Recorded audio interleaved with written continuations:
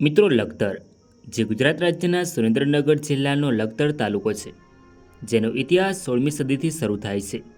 લખતર જે ભારતની આઝાદી પહેલાં એક સમૃદ્ધ રજવાડું હતું, જેમાં અનેક રાજાઓ દ્વારા શાસન કરવામાં આવ્યું હતું. તેમના શાસનકાળ દરમિયાન બાંધવામાં આવેલ ઇમારતો આજે પણ લખતરમાં જોવા મળે છે, જેને જોઈને આપણને લખતર રજવાડાનો ઇતિહાસ જાણવાની ઈચ્છાઓ જાગે છે. જેથી આજના વિડીયોમાં આપણે લખતર રજવાડાનો ઇતિહાસ જાણીશું. નમસ્કાર મિત્રો, તો સ્વાગત છે એક નવા વિડીયોમાં. સો ફ્રેન્ડ્સ, હું છું ધર્મેશ અને ધર્મેશ પટેલ યુટ્યુબ ચેનલમાં તમારું સ્વાગત છે. સો ફ્રેન્ડ્સ, આજના વિડીયોમાં આપણે લખતર રજવાડાનો ઇતિહાસ જાણીશું. સો વિડીયોમાં છેલ્લે સુધી બન્યા રહો. તો ચાલો વિડીયોને શરૂ કરીએ. મિત્રો, લખતર ગુજરાતના સૌરાષ્ટ્ર વિસ્તારમાં આવેલું એક શહેર છે, જે એક સમયનું ઐતિહાસિક રજવાડું હતું, જેની સ્થાપના 16મી સદીમાં ઝાલા રાજપૂતો દ્વારા કરવામાં આવી હતી. તો મિત્રો, સૌપ્રથમ જાણીશું આપણે લખતર રજવાડાની સ્થાપના કેવી રીતે થઈ અને કોના દ્વારા કરવામાં આવી. લખતર રજવાડાની સ્થાપના ઝાલા વંશના રાજપૂત શાસક દ્વારા કરવામાં આવી હતી, જેનો શાસક પરિવાર મૂળ ધાંગાધ્રા રજવાડાનો છે, જેમાં ઈસવીસન 1584થી 1628 દરમિયાન ધાંગાધ્રા રજવાડામાં રાજ સાહેબ ચંદ્રસિંહજી રાયસિંહજીનું શાસન હતું. જેઓ ધાંગાધ્રાના 29મા શાસક હતા. તેમને 9 પુત્રો હતા, જેમાં ચંદ્રસિંહજીની ત્રીજી પત્ની દ્વારા તેમનો ચોથો પુત્ર કુમાર અભયસિંહ હતો. રાજ સાહેબ ચંદ્રસિંહે તેમના પુત્ર અભયસિંહને લખતર ગામ આપ્યું, જેનાથી આ રજવાડાની શરૂઆત થઈ. કુમાર અભયસિંહે ઈસવીસન 1604માં લખતર રજવાડાની સ્થાપના કરી. લખતર રજવાડાના શાસકો ઠાકોર સાહેબના ખિતાબથી ઓળખાતા હતા. ઠાકોર અભયસિંહજી ચંદ્રસિંહજી. ઠાકોર અભયસિંહજી લખતર રિયાસતના સ્થાપક અને પ્રથમ શાસક હતા. તેઓ ઝાલા રાજપૂત વંશના હતા અને ધાંગાધ્રાના રાજ સાહેબ ચંદ્રસિંહના પુત્ર હતા. તેમના પિતા ધાંગાધ્રાના શાસક હોવાથી અભયસિંહને રાજવંશીય શાસનનો વારસો મળ્યો હતો. તેમણે લખતરને એક સ્વતંત્ર રિયાસત તરીકે સ્થાપિત કરી, જે 249.43 ચોરસ માઇલના વિસ્તારમાં ફેલાયેલી હતી. અભયસિંહે લખતરને એક સ્વાયત્ત રિયાસત તરીકે સ્થાપિત કરી અને ઝાલા રાજપૂત વંશની શાસન વ્યવસ્થાને મજબૂત કરી. તેમણે સ્થાનિક શાસન માટે નિયમો અને વ્યવસ્થા ઘડી, જેનાથી રિયાસતનું સંચાલન સરળ બન્યું. રિયાસતના સ્થાપક તરીકે અભયસિંહે કૃષિ અને સ્થાનિક વેપારને પ્રોત્સાહન આપ્યું. તેમના શાસનમાં ભૂમિની વહેંચણીની પ્રથા શરૂ થઈ, જેમાં તેમના પુત્રો અને સંબંધીઓને વિવિધ ગામો અને વિસ્તારો જેમ કે મોઢવાણા, સાવલાણા વગેરે આપવામાં આવ્યા. ઠાકોર અભયસિંહે 1604થી 1639 સુધી લખતર રજવાડામાં શાસન કર્યું. ત્યારબાદ તેમના અવસાન બાદ તેમનો પુત્ર વજેરાજજીએ શાસન સંભાળ્યું. ઠાકોર વજેરાજજી અભયસિંહ. ઠાકોર વજેરાજ 1639માં લખતર રજવાડાની ગાદી પર આવે છે. તેઓ લખતર રજવાડાના બીજા શાસક હતા. ઠાકોર વજેરાજ તેમના પિતાના અનુગામી બને છે અને રિયાસતનું શાસન સંભાળ્યું.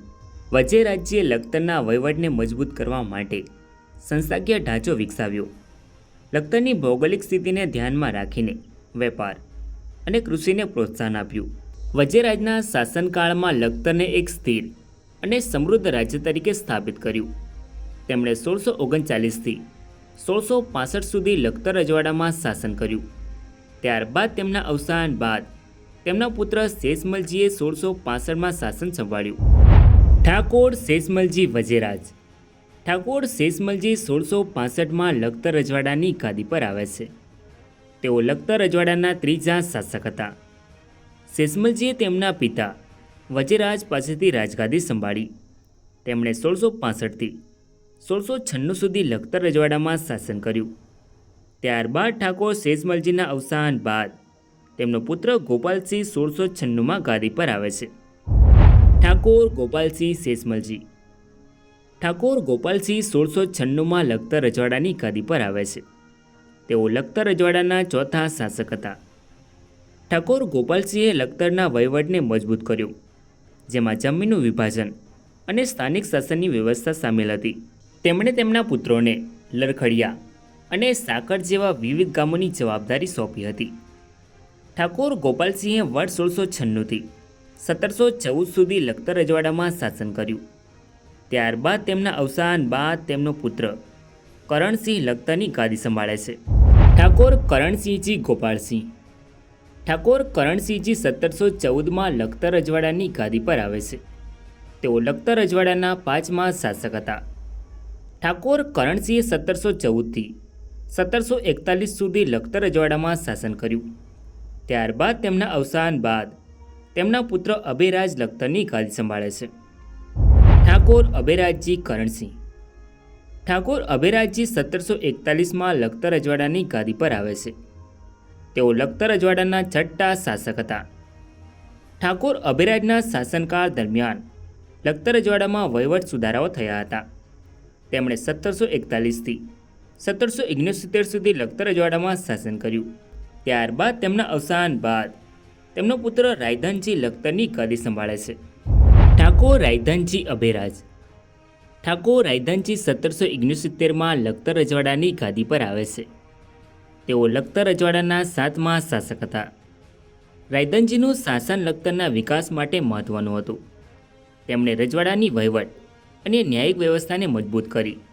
લખતરના તાલુકેદાર તરીકે તેમની પાસે નાગરિક અને ફોજદારી ન્યાયની સત્તા હતી. તેમના શાસનકાળ દરમિયાન લખતર રજવાડાના બ્રિટિશ ઈસ્ટ ઇન્ડિયા કંપની સાથે સંબંધો મજબૂત થયા. ઠાકોર રાયધનજીએ 1769થી 1798 સુધી લખતર રજવાડામાં શાસન કર્યું. ત્યારબાદ તેમના અવસાન બાદ તેમનો પુત્ર સંગ્રામજી લખતરની ગાદી સંભાળે છે. ઠાકોર સંગ્રામજી રાયધનજી. ઠાકોર સંગ્રામજી 1798માં લખતર રજવાડાની ગાદી પર આવે છે. તેઓ લખતર રજવાડાના 8મા શાસક હતા. ઠાકોર સંગ્રામજીનું શાસન ખૂબ જ ટૂંકું હતું.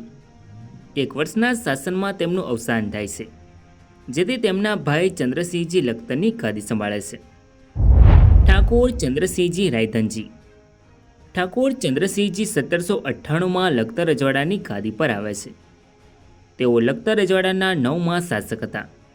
ઠાકોર ચંદ્રસિંહજી રાયધનજીનું શાસન ટૂંકું હોવા છતાં તેમણે લખતર રિયાસતના વહીવટ, આર્થિક સ્થિરતા અને સામાજિક સંવાદિતા માટે મહત્વનું યોગદાન આપ્યું. ઠાકોર ચંદ્રસિંહે 1798થી 1803 સુધી લખતર રજવાડામાં શાસન કર્યું.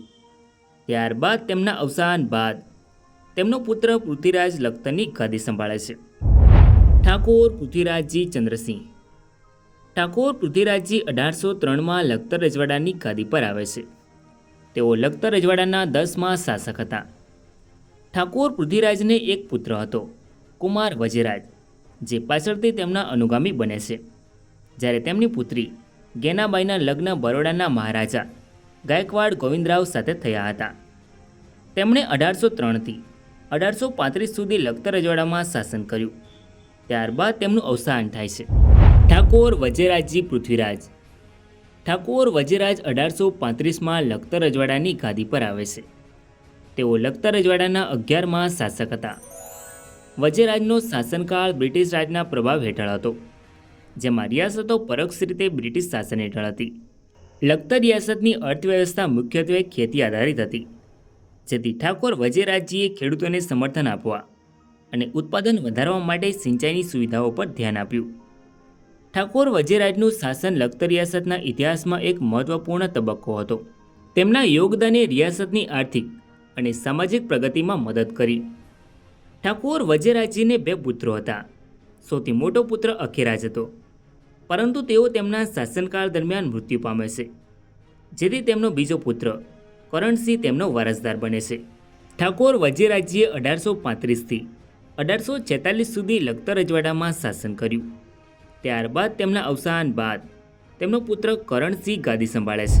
ઠાકોર કરણસિંહજી વજેરાજજી. ઠાકોર કરણસિંહ 1846માં લખતર રજવાડાની ગાદી પર આવે છે. તેઓ લખતર રજવાડાના 12મા શાસક હતા.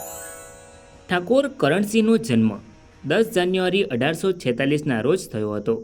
તેઓ માત્ર 5 મહિનાની ઉંમરે 15 જૂન 1846ના રોજ તેઓ રાજગાદી પર બેઠા.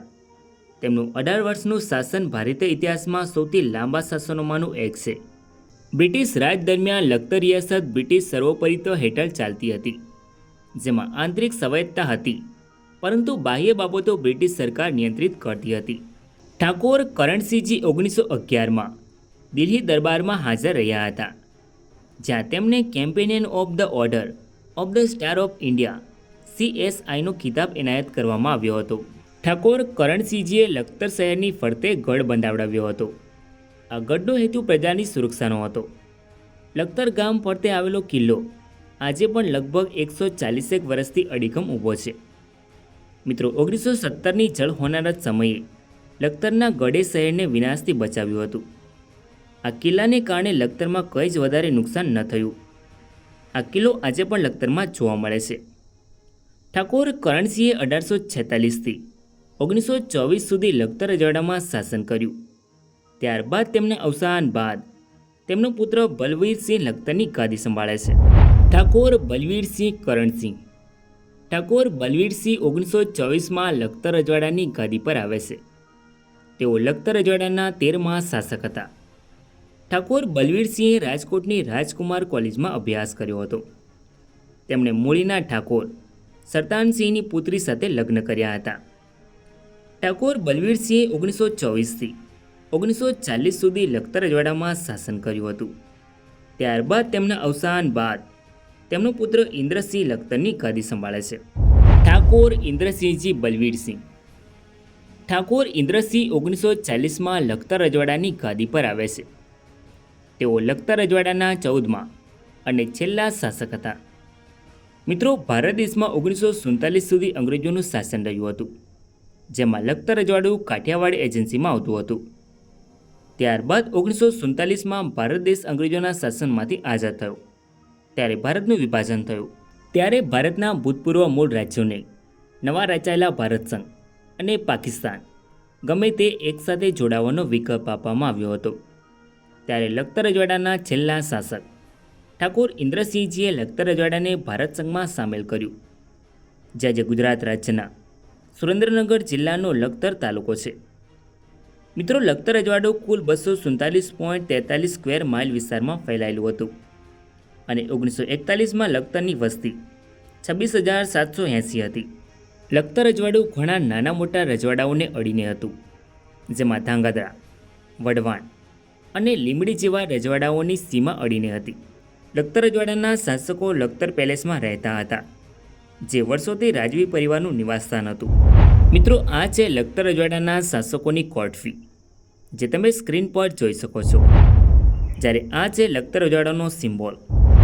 તો મિત્રો, આ તો લખતર રજવાડાનો ઇતિહાસ. આઈ હોપ કે તમને આ વિડીયો ગમ્યો હશે. સો વિડીયોને લાઇક કરીને કમેન્ટમાં તમારો અભિપ્રાય જરૂર લખો અને ચેનલમાં નવા હોય તો આવા જ નવા વિડીયો જોવા માટે ચેનલને સબસ્ક્રાઈબ જરૂર કરો. તો મળી નેક્સ્ટ વિડીયોમાં. ધન્યવાદ.